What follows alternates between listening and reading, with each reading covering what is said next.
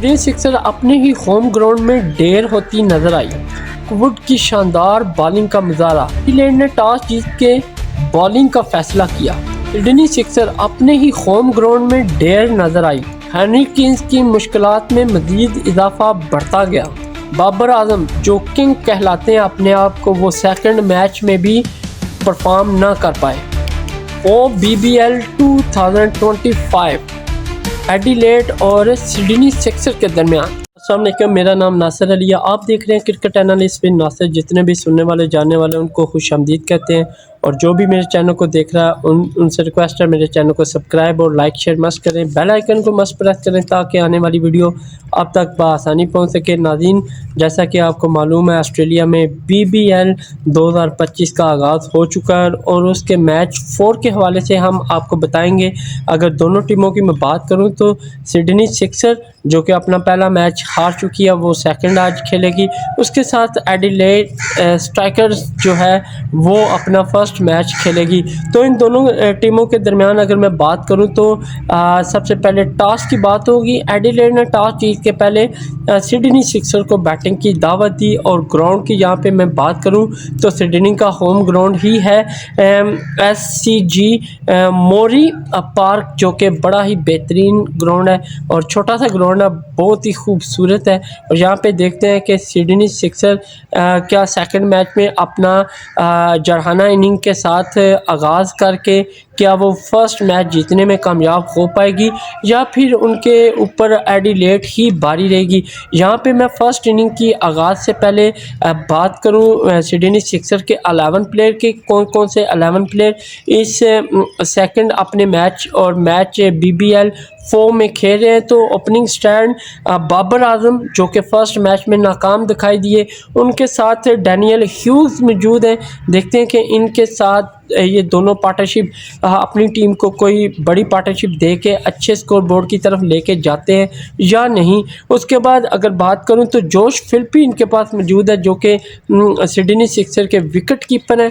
उसके बाद Henry Kings जो कि सिडनी सिक्सर के कैप्टन है, और ये भी फर्स्ट मैच में कुछ खास परफॉर्मेंस नहीं दे पाए, और देखते हैं कि ये अपनी कैप्टनी से अपनी टीम को लाजवाब कर पाते हैं या नहीं।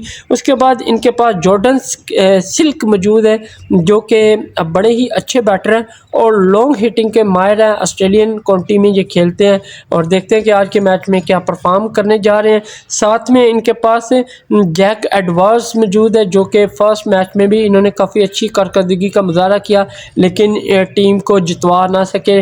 देखते हैं कि सेकंड मैच में ये क्या परफॉर्म करते हैं। उसके बाद जोली डेविस मौजूद है, ये भी टीम को ज्वाइन किया है। साथ में बिन डॉर्शिस मौजूद है। देखते हैं कि ये अपनी बॉलिंग और बैटिंग से क्या परफॉर्म देते हैं।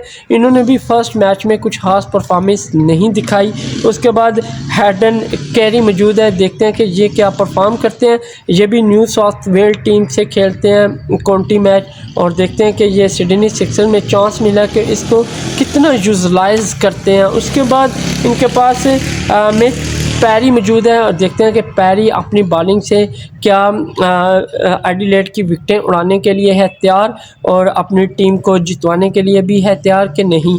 उसके बाद जाफर चौहान इनके पास मौजूद है जो कि इंग्लिश क्रिकेटर है, और ये इंग्लिश की काउंटियों में खेलते हैं, तो इनको भी मौका दिया गया है। तो सिडनी सिक्सर ने कह लें कि अपनी इनिंग का आगाज़ किया, और आगाज़ कुछ शानदार ना रहा। एक बार फिर बाबर आजम 9 रन बनाकर और यूं 12 पे पहला खिलाड़ी शिकार हुए, और एक बार फिर फ्लॉप दिखाई दिए। सिडनी सिक्सर को बड़ी कामयाबी ना दे पाए, और ये लुक वुड का शिकार हुए जिन्होंने अर्ली ब्रेक थ्रू हासिल करके अपनी टीम के लिए एक अहम विकेट हासिल की। ओवर की बात करूँ 2.2 ओवर हुए, और उसके बाद डैनियल ह्यूज और जोश फिलिपी के दरमियान पार्टनरशिप का आगाज़ हुआ, और इन दोनों ने पार्टनरशिप 32 रन की बनाई। और यहाँ पे डैनी ह्यूज पवेलियन गए 44 पे सेकंड वो शिकार हुए, और हेनरी थॉर्नटन की बॉल पे पवेलियन लौटे। यूं एडिलेड 5.3 ओवर में 2 विकेटें हासिल करने में कामयाब हो गया।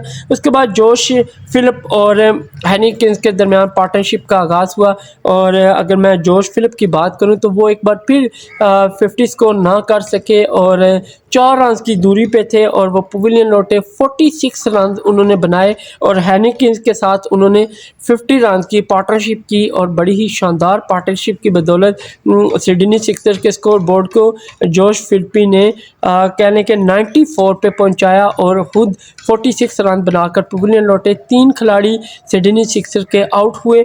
ओवर की बात करूं 11.1 ओवर हुए और लॉयड पोप की बॉल पे ये आउट हुए।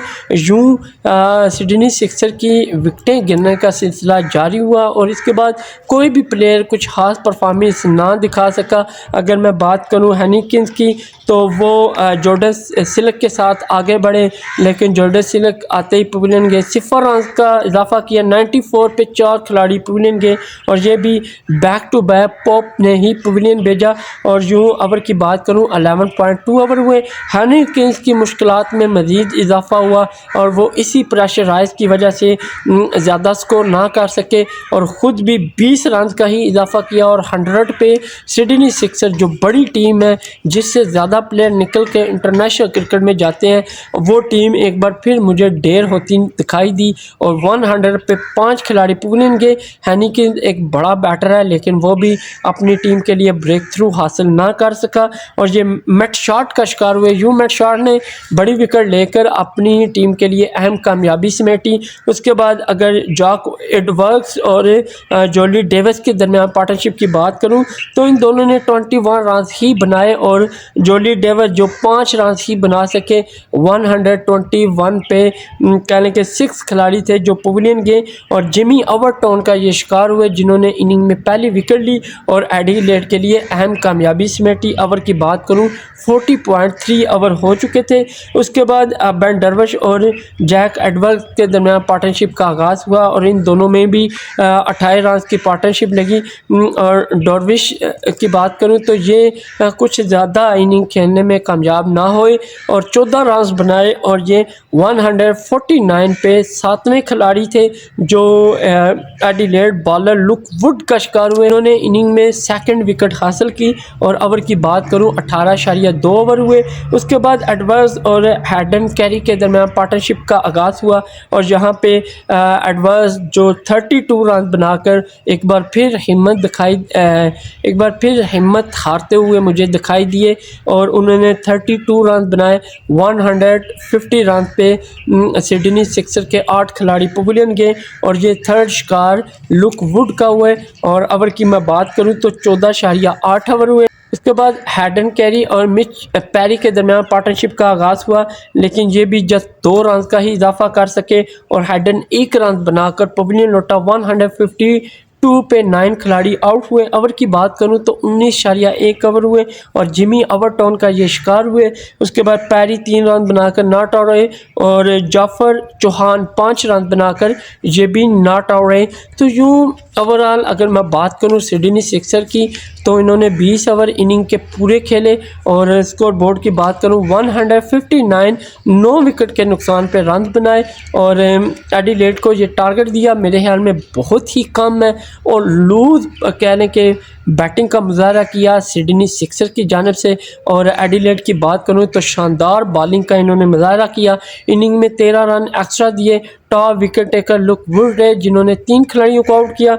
जिमी ओवरटॉन 2 खिलाड़ियों को आउट करने में कामयाब हुए और पॉप भी 2 खिलाड़ियों को आउट करने में कामयाब हुए। उसके बाद मैट शॉट 1 और हेनरी 1 खिलाड़ी को आउट करने में कामयाब रहे। तो यूँ एक 159 का टारगेट है तो मेरे ख्याल में एडिलेड इसको इजीली अचीव कर लेगा क्योंकि एडिलेड के पास बड़े ही ह्यूज बैटर मौजूद है।